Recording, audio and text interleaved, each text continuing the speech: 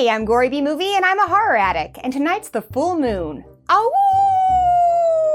Usually Danny brings you the full moon features reviews each month, but he's at a slasher convention. He goes every year to meet fellow slashers like Jason, Freddy, Chucky, and to brush up on his skills like stalking and hacking. We're in good hands though. I found Monsterface in the basement, and Danny says he's helped him with tons of full moon reviews.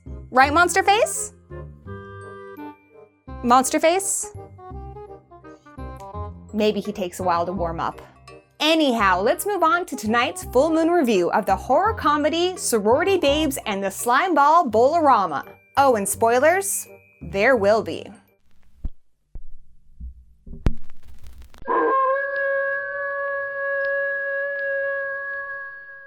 Sorority Babes and the Slimeball Bowl-O-Rama was directed by David Dakota in 1988. He has worked with Charles Band on a number of full moon features, including Creepazoids, Puppet Master 3, and Shrieker. Charles Band produced the film theatrically through Urban Classics and released it on home video through Full Moon Entertainment. Starring in this puppy is Linnea Quigley of Return of the Living Dead, Night of the Demons, and Hollywood Chainsaw Hookers. Dakota wanted to work with Quigley so badly that he handed her the script and let her pick her part in the film. Co-starring is Michelle Bauer, who was also in Hollywood Chainsaw Hookers, as well as Evil Toons, Puppet Master 3, and Ginger Dead Man 2. There's also Robin Style from Slumber Party Massacre, Hal Havens from Night of the Demons, and Andrus Jones, aka the guy who tried to use karate to fight Freddy Krueger in A Nightmare on Elm Street Part 4. Remember that scene, Monsterface? Monsterface. Ugh, never mind. This is a great cast, and Dakota had such a great time working with them that he brought most of the same cast and crew back for his next horror feature, Nightmare Sisters. So, is this camp fest worth a watch? Well, we'll get to that, but first a rundown of the plot, followed by the good, the bad, and the gory. Sorority Babes and the Slimeball Bowl-O-Rama is about three nerds that decide to spy on a sorority initiation. Clearly they're nerds, as evident by their thick-rimmed glasses, and well, this was the 80s. Right away I like Calvin, who doesn't want to abandon watching Creepazoids to see a bunch of girls get spanked. He's a virgin who can't even handle one beer without puking, and he's more sensible than the others, so I guess that makes him the final nerd? Anyhow, the guys sneak up to the sorority house and peep in on Babs getting her dominatrix on by paddling the booties of pledges Lisa and Taffy, while her two flunkies, Rhonda and Frankie, cheer her on. Babs follows up by spraying the scantily clad co-eds in whipped cream. At this point, you might be wondering, is this a horror movie or a softcore porn? Well, seeing how Dakota also directed adult films, I would say a little of column A, a little of column B. Naturally, the pledges need a shower after that, so the guys break into the sorority house so they can see the good stuff. And they see everything. And I mean everything. But these pervs have their fun cut short when Babs catches them and brings them downstairs for the next stage of the initiation. She tells Lisa and Taffy that they need to break into the mall and steal a trophy from the bowling alley, and the guys have to go with them or she'll turn them over to the cops. What they don't know is that Babs' father works at the mall, and she has access to the security room where she can watch everything go down and stop them from getting the trophy. So everyone goes to the mall, and unfortunately they don't run into any killbots, but they do run into a thief. Spider, played by Quigley, is robbing the joint, but that doesn't stop Calvin from trying to put the moves on her. Hi, you come here often? Calvin must have done something right though, because when his friends tease him, Spider sticks up for him with a few choice words and a punch to Jimmy's belly. Jimmy, Keith, and the pledges have already found a giant trophy to steal, but that hit from Spider knocks Jimmy back and sends the trophy flying. It crashes to the ground, and right away we know that this is no ordinary trophy. All of the smoke comes out of it, and then out pops this little imp wearing a diaper that introduces himself as Uncle Impy. More like Uncle Creepy if you ask me. If it were me, I would run away. I'd be way too worried that he'd want to take pictures of my no-no places. But these guys stick around because he offers them wishes to thank them for freeing him from the trophy. Monkey's paw, anyone? Clearly this won't end well. Being the final nerd, Calvin says no to that idea, but Jimmy, being a dumbass, wishes for gold, and then we get my favorite line in the entire movie. I'm gonna get my nails done, I'm gonna get my hair. Gee, I'm gonna go out and buy a Porsche. Then Taffy wishes to be a prom queen, but all she really gets is a big poofy dress to prance around in, and Keith wishes to get it on with Lisa. Of course, all these wishes turn bad right away. The gold is really painted wood, Lisa turns into a sex-crazed maniac obsessed with getting Keith's dong, and Taffy's dress turns to rags. Personally, I think Taffy got off light. I would have much rather seen the imp dump pig's blood on her and have Taffy turn all Carrie on her friends. Babs, Rhonda, and Frankie watch the whole thing go down from the security monitors, but they're not safe. The imp senses them watching and turns Rhonda into a zombie and Frankie into the Bride of Frankenstein. With a name like Frankie, you'd think you turn her into Frankenstein's monster, but who am I to judge? Calvin and Spider get away and find a janitor locked in a closet. He tells them the story of Dave McCabe, a guy who summoned the imp years ago so he could improve his bowling game. Side note, Dave McCabe is the name that Dakota used when he directed porn. Anyhow, the janitor tells Calvin and Spider that if they want to survive the night, they'll need to make the imp powerless by trapping him once more.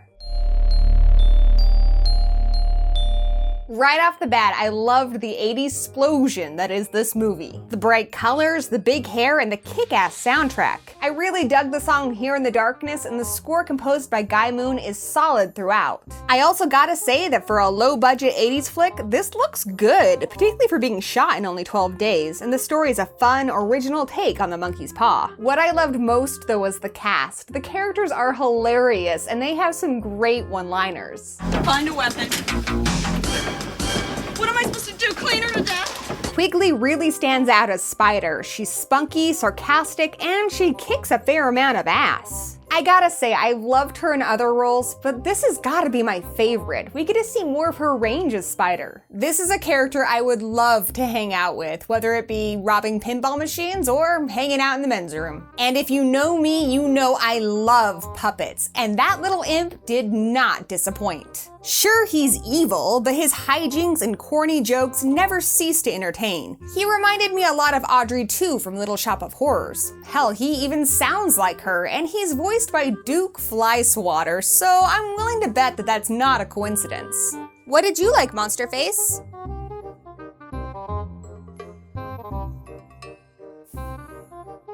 God damn it, I know you can talk. Stop messing with me. Flipping say something! Sorry about that. Let's start with the title. It's called Sorority Babes in the Slimeball Bowl-O-Rama. Sorority Babes? Check. Slimeball? Well, I guess Jimmy and Keith count. But bowl-a-rama? Sure, Rhonda bowls Jimmy's head down the lane and then Spider bowls to crush Rhonda's head, but that's about it. I'm also sad that Lisa and Taffy had to go through all that hell and they didn't even get to join the sorority. Them's the breaks, I guess. Then there's the acting. For the most part, it's great, and I do like me some cheese, but then there's Kathy Obrecht as Rhonda, who's a bit wooden throughout. Meanwhile, Carla Barron as Frankie is out there hamming it up. And I do love the puppet, but he's fairly stiff and limited in what he can do. Still, cheap practical beats cheap CGI any day of the week, and he still looks 1,000 times better than most of the CGI creatures we see in modern movies. Then there are some schlocky atmospheric effects, but that's the kind of thing I think most horror fans have come to expect and even embrace in this sort of movie. My only real complaint is the extreme lack of bloodshed, so let's dive into the gory. Sorority Babes is cut to shit. Almost every single kill cuts away before we get to see the good stuff, and what we do get to see looks terrible. An uncut version of the film supposedly exists, but it's never been released on home video, and based on what we see in the movie, I doubt it's much better in the gore department. The movie is blood light, and the red stuff we do see looks like ketchup stains. Scenes that should look awesome, like Keith getting his head fried in grease and Taffy getting pulled apart like, well, Taffy, cut away, and when the bodies are revealed, it's either too dark to see anything or the makeup is horribly disappointing. Even Rhonda's zombie makeup looks bad. I've seen kids trick-or-treating on Halloween with better makeup. Poor Rhonda. She knows her face is hopeless, and there's not enough cold cream in the world to fix that mess. But as neutered as this movie is, we do still get 8 dead bodies, heads rolling, heads flying, heads fried, one impressive car crash, and the best kill of the movie, one demon-possessed co-ed burned alive. Where Sorority Babes earns its R rating is the nudity. Lisa and Taffy bear all. First Taffy in the shower, and then Lisa for about half the movie. You don't get to see much more than Quigley's underboob, but you can always pop in Return of the Living Dead if you want to see more. I will say that I'm disappointed that there's no male nudity in the film. We dong enthusiasts are so unsung. But who knows? There is a sequel to this movie called Sorority Babes and the Dance-a-thon of Death with the tagline, the biggest, boobiest bimbo fest of them all. It sounds god-awful, but maybe there'll be some dong droppage there.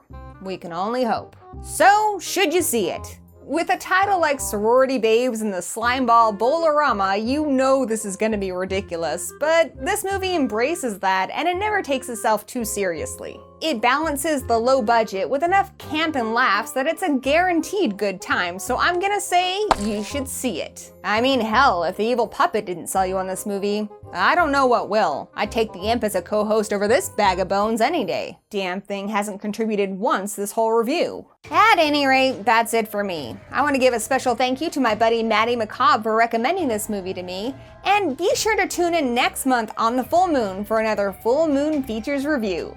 Woo! And I'm done. Stupid toy. Bet he's not even really possessed.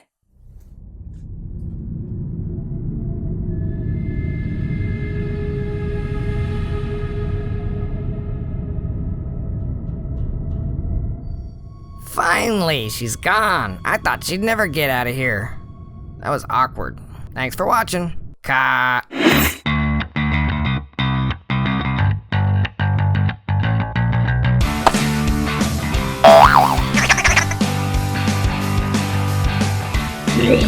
Yeah.